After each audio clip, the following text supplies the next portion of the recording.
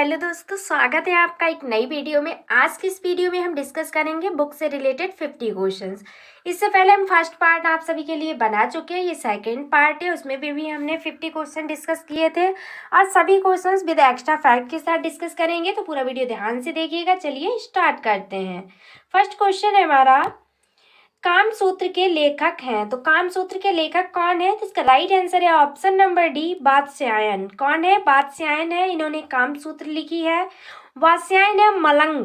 भारत के प्राचीन दार्शनिक के दिन का समय गुप्त वंश के समय 6ठी शताब्दी से माना जाता है। ठीक है, कौन सा समय? तो इनका गुप्त वंश के समय जो 6ठी शताब्दी थी उसी समय वात्स्यायन का कार्यकाल माना जाता है। नेक्स्ट क्वेश्चन है हमारा, गोरा किसकी रचना है? ये बहुत ही इंपॉर्टेंट रचना है, इसे आप याद रखिएगा। तो गोरा किसकी रचना है? इसका करेक्ट आंसर है option number D, Rabindranath Tagore की। गोरा रचना जो है ये रविन्द्रनाथ टैगोर की है।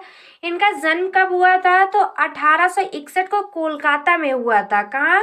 1861 में कोलकाता में हुआ था और इनकी मृत्यु 7 अगस्त 1941 को हुई थी। और ये बांग्ला कवि है। कवि होने के साथ साथ ये कहानीकार, गीतकार, संगीतकार, नाटककार, निबंधकार और चित्रकार भी थे बांग्ला के। और इनकी जो प्रमुख रचनाएं हैं कुछ इस प्रकार हैं, जैसे कि राष्ट्रीय गान हो गया, जनगण मन, ये इन्हीं ने लिखा है। और बांग्लादेश का राष्ट्रीय गान इन्होंने लिखा है जो कि बहुत फेमस है। कौन सा? अमर सोनार बांग्ला। और गीतांजलि, पोस्ट मास्टर, स्टार साहब, गोरा, घरे वायरे, ये सब किसकी रचनाएं हैं? तो रविन्द्रनाथ टैगोर की है। गीतांजलि के लिए इन्हें 1913 में नोबेल पुरस्कार भी प्रदान किया गया था। इस बात को आप सभी याद रखिए। नेक्स्ट क्वेश्चन है हमारा कि अर्थशास्त्र किस विषय पर लिखी गई पुस्तक है? तो अर्थशास्त्र जो है ये किस विषय पर लिखी गई पुस्तक है? राजनीति पर। ऑप्शन नंबर सी करेक्ट है। ठीक है, अर्थशास्त्र कौटिल्य चाणक्य के द्वारा रचित संस्कृत का एक ग्रंथ है। इसमें राज्य व्यवस्था, कृषि, न्याय एवं राजनीति के विभिन्न पहलुओं पर विचार किया गया है। नेक्स्ट क्वेश्चन है कि कबीर के दोहों के संग्रह का क्या नाम है? तो कबीर के दोहों के संग्रह का नाम है बीजक। क्या है? बीजक है। ठीक है, ऑप्शन नंबर सी करेक्ट है। बीजक भगत कबीर की मुख्य प्रमाणित करती है। इस कृति को कबीर पंथ की पवित्र पुस्तक भी माना जाता है। बीजक 3 पार्टों में बटी है। कौन कौन से? तो साखी, सवद और रामायणी में। ठीक है, नेक्स्ट क्वेश्चन है फ्रेंड्स कि जायसी ने निम्नलिखित में से किसकी रचना की है? तो जायसी में ने जो निम्नलिखित में से रचना की है वह पद्मावत की है। ऑप्शन नंबर डी करेक्ट है। इसके रचनाकार मलिक मोहम्मद जायसी हैं। दोहा और चौपाई छंद में लिखे गए इस महाकाव्य की भाषा कैसी है? तो वह अवधी है। और इसकी रचना किस सन में हुई थी? तो ये 947 हिजरी में हुई थी। ठीक है, यानी कि संवत बोला जाए तो 1540 में हुई थी। नेक्स्ट क्वेश्चन है कि कालिदास कृत मलविकाग्निमित्रम क्या है? जो कालिदास के द्वारा कृत है मलविकाग्निमित्रम, ये क्या है? तो ये एक प्रकार का नाटक है। ऑप्शन नंबर सी करेक्ट है। ये 5 अंकों का नाटक है जिसमें मालव देश की राजकुमारी मालविका तथा विदिशा के राजा अग्निमित्र का प्रेम और उनके विवाह का वर्णन है इसमें। नेक्स्ट क्वेश्चन है हमारा, पंचतंत्र के रचनाकार कौन है? तो पंचतंत्र के रचनाकार है Vishnu Sharma. Option number B correct है। संस्कृत नीति कथा में पंचतंत्र का पहला स्थान माना जाता है। और फ्रेंड्स, इस ग्रंथ के रचयिता पंडित विष्णु शर्मा है। पंचतंत्र की कई कहानियों में मनुष्य पात्रों के अलावा कई बार पशु पक्षियों को भी कथा का पात्र बनाया गया है तथा उनसे कई शिक्षाप्रद बातें कहलवाने की भी कोशिश की गई है।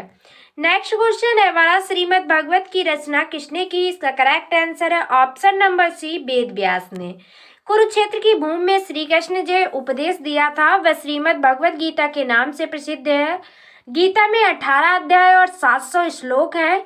इसके लेखक कौन है? तो वेद व्यास जी हैं। नेक्स्ट क्वेश्चन, रश्मिनामा किस ग्रंथ का फारसी अनुवाद है?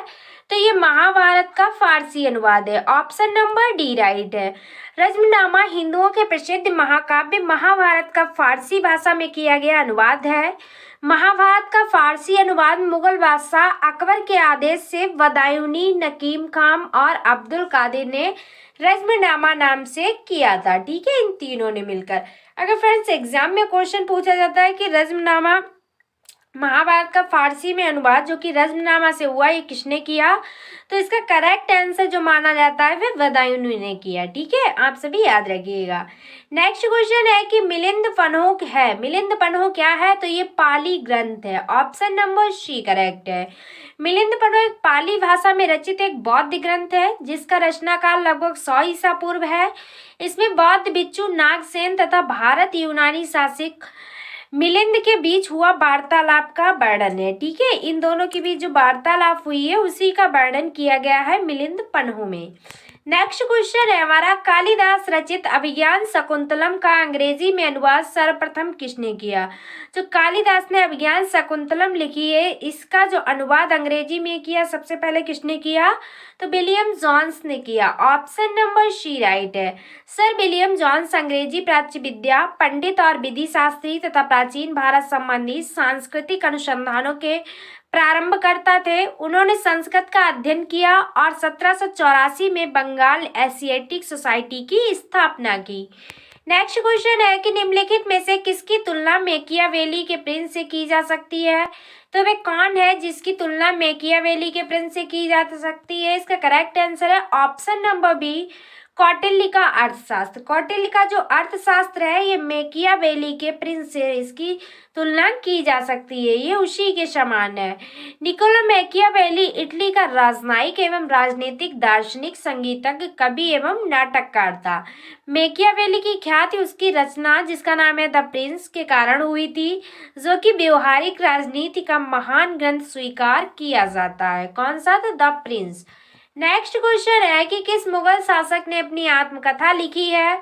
तो वे कौन सा शासक है? वह है Babur. Option number A correct है।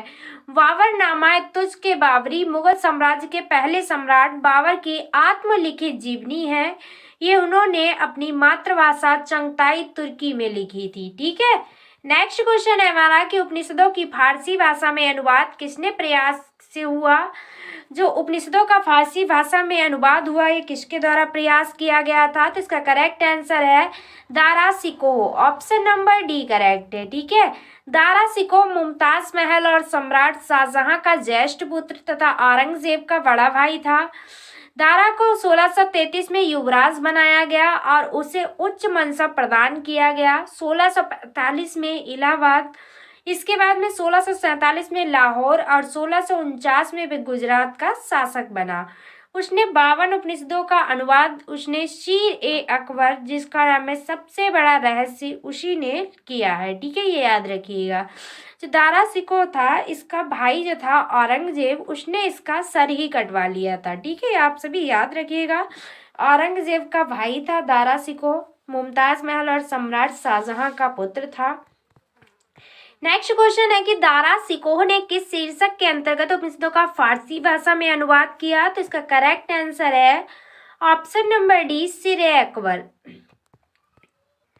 सिर अकबर का अर्थ क्या होता है? इसका अर्थ होता है सबसे बड़ा रहस्य। ठीक है, सिर अकबर यानी कि सबसे बड़ा रहस्य। नेक्स्ट क्वेश्चन है महाभारत का फारसी अनुवाद में शीर्षक है, जो महाभारत है इसका फारसी अनुवाद में कौन सा शीर्षक है? तो वह है Razmnama. Option number B correct है। महाभारत का फारसी में अनुवाद करने का हुक्म 1582 में दिया गया और इसके 1 लाख श्लोकों का अनुवाद 1584 से 1586 तक किया गया। ठीक है, नेक्स्ट है कि मेघदूतम किसकी रचना है? तो मेघदूतम जो है ये कालिदास की रचना है। ऑप्शन नंबर डी करेक्ट है। कालिदास संस्कृत भाषा के महान कवि और नाटककार थे। कालिदास अपनी विशेषताओं के कारण राष्ट्र की समग्र राष्ट्रीय चेतना को स्वर देने वाले कवि माने जाते हैं और कुछ विद्वान तो इन्हें क्या मानते हैं? तो राष्ट्रीय कवि मानते हैं। ठीक है, नेक्स्ट क्वेश्चन है पतंजलि किसके संग्रहकर्ता के रूप में प्रसिद्ध हैं? जो पतंजलि है ये किसके संग्रहकर्ता के रूप में? तो योग सूत्र के रूप में। ऑप्शन नंबर ए करेक्ट है। योग सूत्र योग दर्शन का मूल ग्रंथ है। ये 6 दर्शनों में से एक शस्त्र है और योग शस्त्र का एक ग्रंथ है। योग सूत्र की रचना 400 ईस्वी से के पहले पतंजलि ने की। भारतीय साहित्य में पतंजलि के लिखे हुए 3 मुख्य ग्रंथ मिलते हैं, योग सूत्र, अष्टाध्यायी पर भाष्य और आयुर्वेद पर ग्रंथ। ये 3 इनके फेमस है पतंजलि के। नेक्स्ट है निम्नलिखित में से महाकवि कालिदास द्वारा रचित ग्रंथ है। तो कालिदास ने किसकी रचना की है? कुमार संभव। ऑप्शन नंबर बी करेक्ट है। कुमार संभवम की रचना जो है ये कालिदास ने की है। नेक्स्ट क्वेश्चन है हिंदू विधि को सर्वप्रथम संहिताबद्ध किसने किया? तो इसका करेक्ट आंसर है ऑप्शन नंबर सी मनु ने। किसने? तो मनु ने। मनु स्मृति हिंदू धर्म का एक प्राचीन धर्मशास्त्र है। इसे मानव धर्मशास्त्र, मनु संहिता आदि नामों से भी जाना जाता है। ये उपदेश के रूप में है जो मनु द्वारा ऋषियों को दिया गया था। कौन सा? तो हिंदू विधि में जो संहिताबद्ध है। ठीक है। नेक्स्ट क्वेश्चन है हमारा कि निम्नलिखित में कौन सी कृति कालिदास की है? तो इनमें से कौन सी कृति? तो वह है मलिवक्का अग्निमित्रम। ठीक है। ऑप्शन नंबर ए करेक्ट है।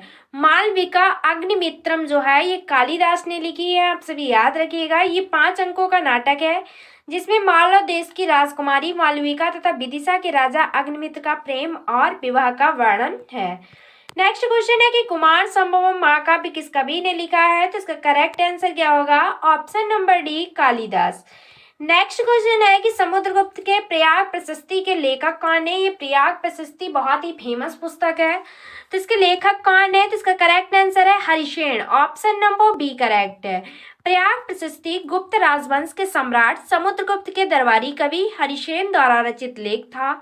इस लेख को समुद्रगुप्त द्वारा 200 ईस्वी में कौशाम्बी से लाए गए अशोक स्तंभ पर खुदवाया गया था। इसमें उन राजाओं का वर्णन है जिन्होंने समुद्रगुप्त से युद्ध किया और हार गए तथा उसके अधीन हो गए। हरिशेन 10वीं सदी दिगंबर जैन साधु है। कैसा? तो 10वीं सदी दिगंबर जैन साधु है। नेक्स्ट क्वेश्चन है हमारा मिलिंद पन्हो राजा मिलिंद एवं किस बौद्ध भिक्षु के मध्य संवाद के रूप में है? तो इसका करेक्ट आंसर है option number A Nagasena. Milind Panho में जो वर्णन किया गया है ये राजा मिलिंद और नागसेन की वार्तालाप का वर्णन किया गया है। मिलिंद पन्हो एक पाली भाषा में रचित एक बौद्ध ग्रंथ है जिसका रचनाकाल लगभग 100 ईस्वी पूर्व है। इसमें बौद्ध भिक्षु नागसेन तथा भारत यूनानी शासक मिलिंद के बीच हुआ वार्तालाप का वर्णन है। नेक्स्ट क्वेश्चन है कि अर्थशास्त्र में किस पहलू पर प्रकाश डाला गया है? तो अर्थशास्त्र में किस पहलू पर? तो राजनीति नीतियों पर। ठीक है। राजनीतिक जो नीतियां हैं इन्हीं पर प्रकाश डाला गया है अर्थशास्त्र पुस्तक में, जो कि चाणक्य के द्वारा लिखित है। अर्थशास्त्र कौटिल्य चाणक्य के द्वारा रचित संस्कृत का एक ग्रंथ है। इसमें राज व्यवस्था, कृषि, न्याय एवं राजनीति के विभिन्न पहलुओं पर विचार किया गया है। नेक्स्ट क्वेश्चन है चरक संहिता का विषय वस्तु क्या है? तो करेक्ट आंसर होगा औषधि। Option number B. इसके उपदेशक अत्रिपुत्र पुनर्वसु, ग्रंथकर्ता अग्निवेश और पति संकारक चरक हैं। भारतीय चिकित्सा विज्ञान के 3 बड़े नाम हैं जिनका इस प्रकार नाम है कि चरक, सुश्रुत और बागभट्ट। ये तीनों की तीनों बहुत ही फेमस है चिकित्सा विज्ञान में। चरक संहिता की रचना 2वीं शताब्दी से भी पूर्व हुई थी। ठीक है। इस बात को याद रखिएगा। नेक्स्ट क्वेश्चन है ऋतु संहार किसकी कृति है? इसका करेक्ट आंसर होगा Kalidas. Option number C correct. Ritu Samhar महाकवि कालिदास की प्रथम काव्य रचना मानी जाती है जिसके 6 सालों में ग्रीष्म से आरंभ कर बसंत तक की 6 ऋतु का सुंदर प्राकृतिक चित्रण प्रस्तुत किया गया है। नेक्स्ट क्वेश्चन है रजत रंगनी मूल रूप से किस भाषा में रचित है? इसका करेक्ट आंसर क्या होगा? Option number B Sanskrit. जो रजत रंगनी है इसमें संस्कृत भाषा में लिखा गया है। रजत रंगनी का शाब्दिक अर्थ क्या होता है? तो राजाओं की नदी, जिसका भावार्थ है राजाओं का इतिहास या समय प्रवाह। इसमें कश्मीर का इतिहास वर्णित है। इसका रचनाकाल सन 1147 से 1149 तक बताया जाता है। ठीक है। इसी बीच इसकी रचना हुई। नेक्स्ट क्वेश्चन है कि मालती माधव किसकी कृति है? बहुत ही इंपॉर्टेंट है। ये भवभूति की कृति है। ऑप्शन नंबर सी करेक्ट है। मालती माधव 10 अंकों का प्रकरण है जिसमें मालती और माधव की कल्पना प्रसूत प्रेम कथा है। नेक्स्ट क्वेश्चन है जातक कथाएं किसके जीवन पर आधारित हैं? तो जो जातक कथाएं हैं ये बोधिसत्व के तत्व पर आधारित हैं। ऑप्शन नंबर सी करेक्ट है। ठीक है। बोधिसत्व के जीवन पर ये सभी जातक कथाएं जो है ये आधारित है। जातक है जातक पाली जातक कथाएं बौद्ध ग्रंथ त्रिपिटक का सूत्र पिटक अंतर्गत खुद्द निकाय का 10वां भाग है। इन कथाओं में भगवान बुद्ध के पूर्व जन्मों की भी कथाएं हैं। ठीक है। भगवान बुद्ध का जो जन्म हुआ उससे पूर्व की कथाएं हैं। पूर्व में इनके बारे में बताया गया है बोधिसत्व में। नेक्स्ट क्वेश्चन है आईने अकबरी के लेखक है। ये बहुत ही इंपॉर्टेंट पुस्तक है। इसका करेक्ट आंसर होगा ऑप्शन नंबर बी अबुल फजल।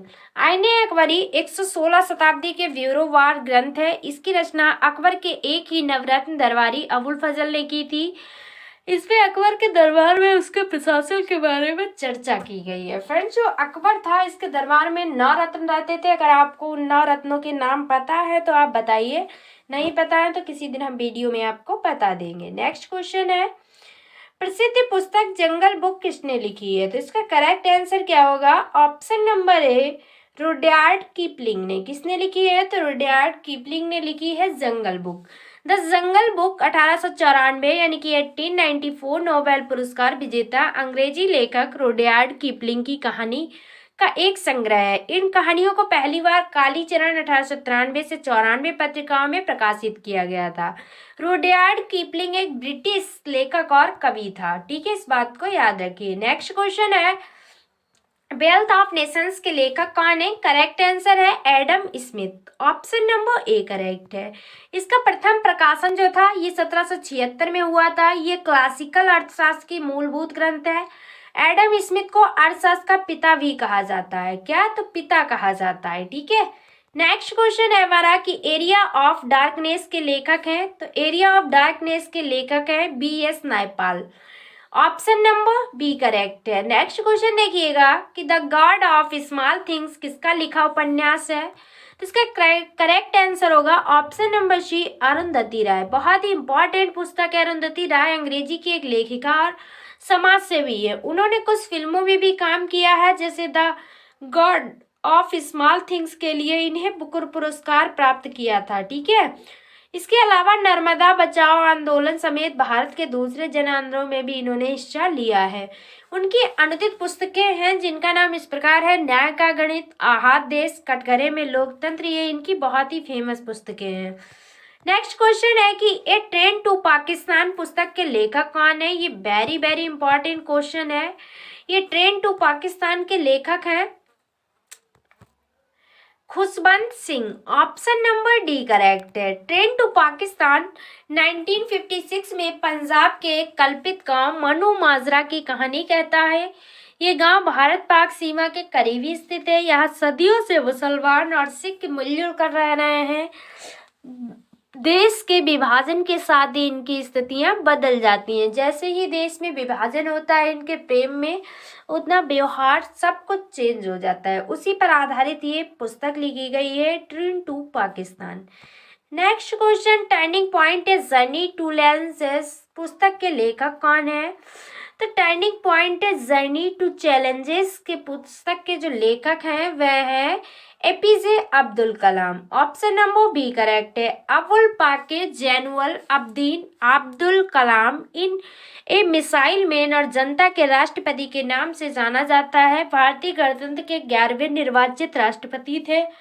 कलाम ने साहित्यिक रूप से भी अपने विचारों को 4 पुस्तकों में समाहित किया है, जो कि इस प्रकार है। नंबर 1 India 2020 vision for the new millennium, my journey तथा ignited minds, unleashing the power within India. ये इनकी फेमस 4 पुस्तकें हैं। इनका नाम आप याद रखिए।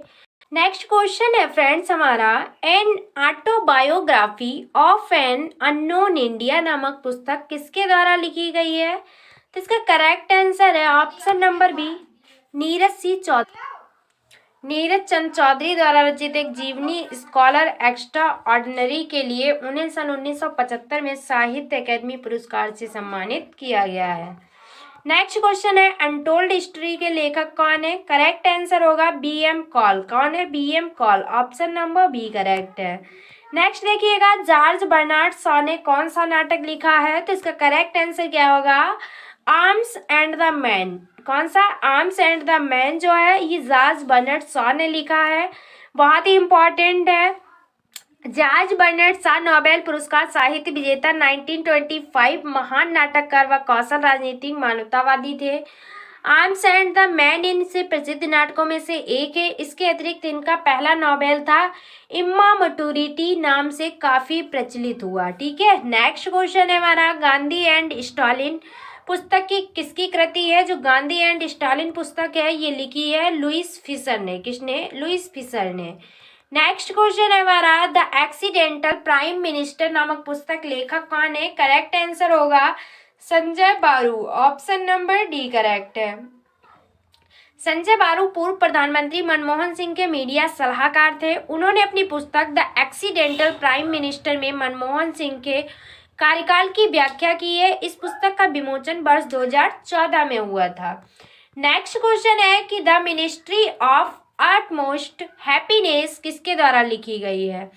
तो the ministry of utmost happiness पुस्तक जो है ये लिखी है अरुंधति राय ने, ऑप्शन नंबर ए करेक्ट है हमारा। ठीक है, यहाँ पे बी नहीं होगा, ऑप्शन नंबर ए करेक्ट है। अरुंधति राय अंग्रेजी की एक लेखिका और समाज सेवी हैं। उन्होंने कुछ फिल्मों में भी काम किया है, जैसा कि हम क्वेश्चन में आपको पहले भी बता चुके हैं। और इनकी कुछ फेमस पुस्तकें हैं जैसे कि न्याय का गणित, आहा, देश, कटघरे में लोकतंत्र, ये बहुत ही फेमस हैं। और the ministry of utmost happiness ये भी इनकी फेमस रचना है। Next question, Hindu view of life नामक पुस्तक किसने लिखी है? तो हिंदू व्यू ऑफ लाइफ जो पुस्तक है ये लिखी है डॉक्टर एस राधाकृष्णन ने, ऑप्शन नंबर डी करेक्ट है। डॉक्टर सर्वपल्ली राधाकृष्णन भारत के प्रथम राष्ट्रपति थे। कौन से नंबर के? तो प्रथम। ये भी क्वेश्चन कई बार एग्जाम में पूछा गया, भारत के प्रथम राष्ट्रपति कौन थे? डॉक्टर सर्वपल्ली राधाकृष्णन। ठीक है, इस बात को याद रखिएगा, उपराष्ट्रपति थे ना कि राष्ट्रपति फ्रेंड्स। द्वितीय राष्ट्रपति रहे हैं। ठीक है, इसके बाद ये फर्स्ट उपराष्ट्रपति रहे, उसके बाद ये द्वितीय राष्ट्रपति के रूप में रहे हैं। इनका कार्यकाल 1952 से 1962 तक रहा। ठीक है, ये जो है ये उपराष्ट्रपति पद पर 1952 से 1962 तक रहे। संवाद, प्रख्यात शिक्षाविद, महान दार्शनिक और एक आस्थावान हिंदू विचारक थे। कौन? सर्वपल्ली राधाकृष्णन। नेक्स्ट क्वेश्चन है, इंडिया विंस फ्रीडम पुस्तक आत्मकथा है, किसकी आत्मकथा है? करेक्ट आंसर है ऑप्शन नंबर सी, मौलाना अबुल कलाम आजाद की। मौलाना अबुल कलाम आजाद प्रसिद्ध भारतीय मुस्लिम विद्वान थे, एक कवि, लेखक, पत्रकार और भारतीय स्वतंत्रता सेनानी थे। उन्हें वर्ष 1992 में मरणोपरांत भारत रत्न से सम्मानित किया गया। ठीक है, नेक्स्ट हमारा है, हार्ट ऑफ इंडिया पुस्तक किसने लिखी है? करेक्ट आंसर क्या होगा? मार्क तुली ने, ऑप्शन नंबर बी राइट है। नेक्स्ट क्वेश्चन देखिएगा फ्रेंड्स, आप सभी, खुशवंत सिंह द्वारा लिखी गई आत्मकथा है, इसका करेक्ट आंसर है ऑप्शन नंबर बी, टूथ एंड लिटिल मैलिस। टूथ एंड लिटिल मैलिस जो है ये खुशवंत सिंह ने लिखी है। ये 10 टू पाकिस्तान भी इन्हीं के द्वारा लिखी गई है। खुशवंत सिंह जो है ये भारत के प्रसिद्ध पत्रकार, लेखक, उपन्यासकार और इतिहासकार थे।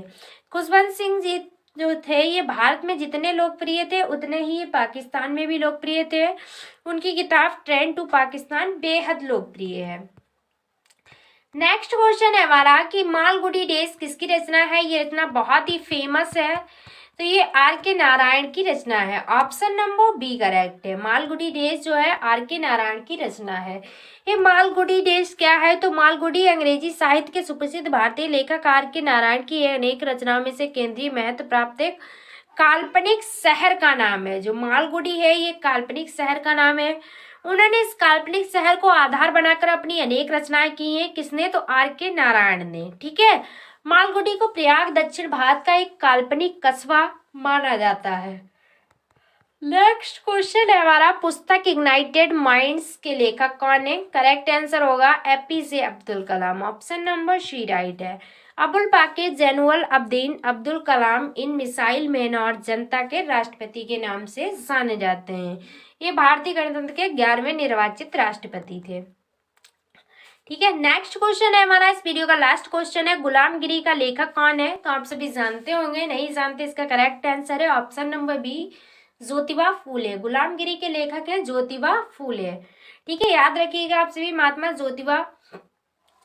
महात्मा ज्योतिराव गोविंद राव फूले एक भारतीय समाज सुधारक, समाज प्रबोधक, विचारक, समाजसेवी, लेखक, दार्शनिक तथा क्रांतिकारी कार्यकर्ता थे। सितंबर 1873 में इन्होंने महाराष्ट्र में सत्यशोधक समाज नामक संस्था का गठन किया।